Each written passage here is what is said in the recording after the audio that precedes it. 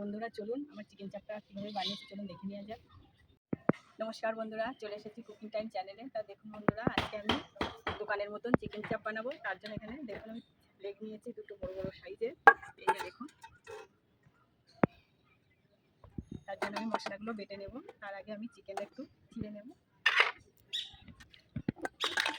এই যে দেখুন, আমরা তো দোকান থেকে কিনে খাই, তা আজকে আমি বাড়িতেই বানাবো। এইভাবে একটু চিড়ে চিড়ে নিতে হবে, তাতে করে মশলাটা ঢুকবে ভালো। প্রথমে আমি কাজু পোস্ত বেটে নেব।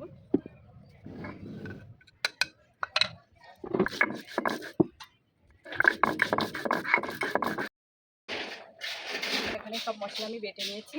এখানে চিকেনটাও আমি একটু চিড়ে চিড়ে নিয়েছি। আমি কাজু পোস্ত বাটা দিয়ে দেবো। এখানে আমি একটু ছাতু দিয়ে দেবো 1 চামচ। এখানে আমি টক দই দেবো।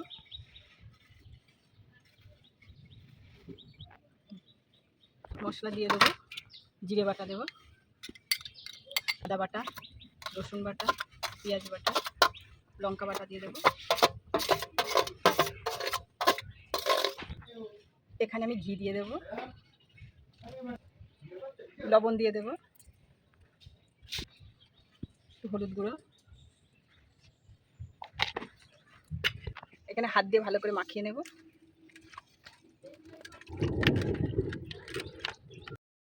এই যে বন্ধুরা, আমার চিকেন চাপের জন্য আমি সব উপকরণগুলো দিয়ে ভালো করে মাখিয়ে নিয়েছি। এবার আমি 1 ঘন্টার জন্য রেখে দেবো। আমি 1 ঘন্টার জন্য চাপা দিয়ে রেখে দেবো। 1 ঘন্টা পরে তারপরে আমি চিকেন চাপটা রান্না করে আপনাদের দেখাবো। এই যে বন্ধুরা, এই যে আমার চিকেনটা 1 ঘন্টা রেখেছিলাম। এই যে দেখুন কত সুন্দর এটা হয়েছে। এদিকে আমি কড়াইটাও ধরিয়ে দিয়েছি। কড়াই ধরে আমি ঘি ব্যবহার করবো। আপনারা চাইলে সাদা তেলও ব্যবহার করতে পারেন। এই যে বন্ধুরা, ঘিটা গরম হয়ে গেছে। এর আমি লেগ পিসটা দিয়ে দেবো। আমি 1 পিস করেই দেবো, যেহেতু কড়াইটা ছোট।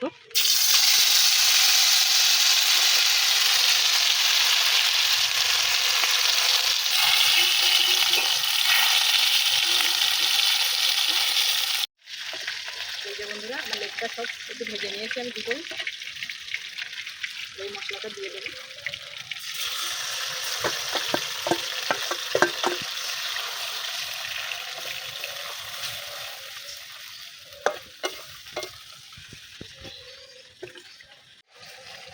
একটু কষা কষা হয়ে গেছে বন্ধুরা, আমি একটু জল দিয়ে দেবো। অল্পই পরিমাণে জল দেবো। একটু ঢাকা দিয়ে রেখে দেবো।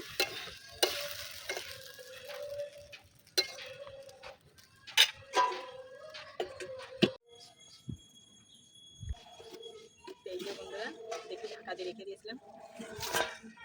এই যে বন্ধুরা দেখুন, আমার চিকেন চাপটা হয়ে গেছে। দেখুন কালারটাও এসছে ভালো, সিদ্ধ হয়ে গেছে। এবার আমি ঢেলে নেব।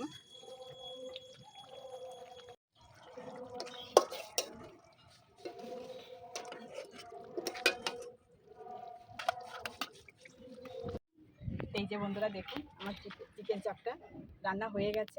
দেখুন একদম আমি দোকানের মতন বানিয়েছি, খুব অল্প সময়ের মধ্যে বানিয়েছি। বেশ উপকরণ একটু লেগেছে। আপনারা চাইলে বাড়িতে এইভাবে একবার বানিয়ে খেতে পারেন, সবারই ভালো লাগবে। আমরা তো বাজার থেকে কিনেই খাই, বাড়িতেই একবার বানিয়ে দেখুন। তো বন্ধুরা, আমার চিকেন চাপের রেসিপিটা যদি ভালো লাগে অবশ্যই কমেন্ট, শেয়ার ও সাবস্ক্রাইব করবে। আর নতুন বন্ধু হলে অবশ্যই পাশে থাকবে।